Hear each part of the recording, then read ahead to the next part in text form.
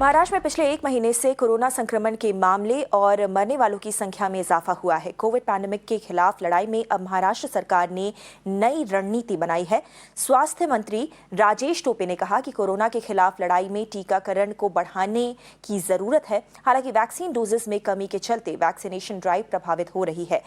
राज्य के स्वास्थ्य मंत्री राजेश टोपे का दावा है कि महाराष्ट्र में प्रतिदिन 10 से 15 लाख डोजेस ही दी जा सकती हैं, लेकिन केंद्र सरकार से उन्हें हर हफ्ते वैक्सीन की 10 लाख डोजेस ही मिल पा रही हैं।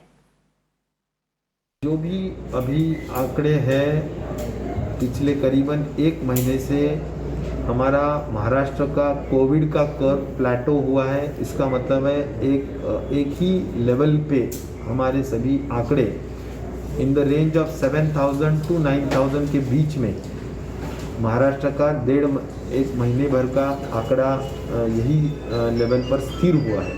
3T principle, tracking, tracing, testing और ट्रीटमेंट, इस तरह से हम काम कर रहे हैं और उसको और एक टी की जोड़ दी है, वो है टीकाकरण। इसलिए आज एवरी वीक हमारे को करीबन 2 लाख पर डे के हिसाब से एवरी वीक 10 लाख टीके मिलते हैं, जो हमें रोज मिलना चाहिए, जिससे कि हम जल्दी से जल्दी हर्ड इम्यूनिटी ला सकते हैं।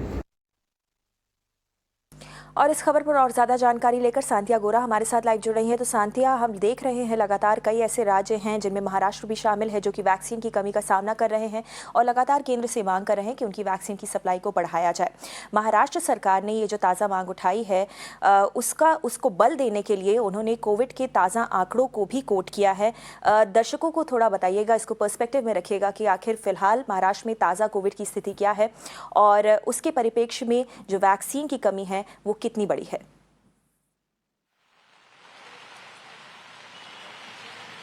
देखिए गौरी, कल महाराष्ट्र के स्वास्थ्य मंत्री राजेश टोपे ने जो बातें कही हैं उसमें 2 मुख्य बातें हैं। सबसे पहले उन्होंने बताया है कि किस तरह से कोविड का जो कर्व है, कोविड के आंकड़ों का जो कर्व है महाराष्ट्र में, वो फ्लैट तो ज़रूर हो गया है, लेकिन और ज़्यादा कमी कोविड के मामलों में दिखाई नहीं दे रही। देखिए, अगर हम पूरे जुलाई की बात करें तो इस पूरे ही महीने कोविड के आंकड़े 7,000 से लेकर 9,000 के बीच में अटके रहे और उससे कम होने का, 7,000 से कम होने का आंकड़ों ने नाम ही नहीं लिया।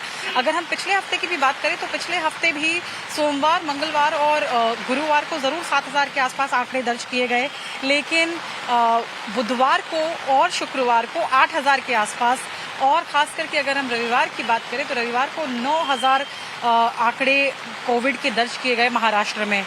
मौत का आंकड़ा भी कम होता हुआ दिखाई नहीं दे रहा है।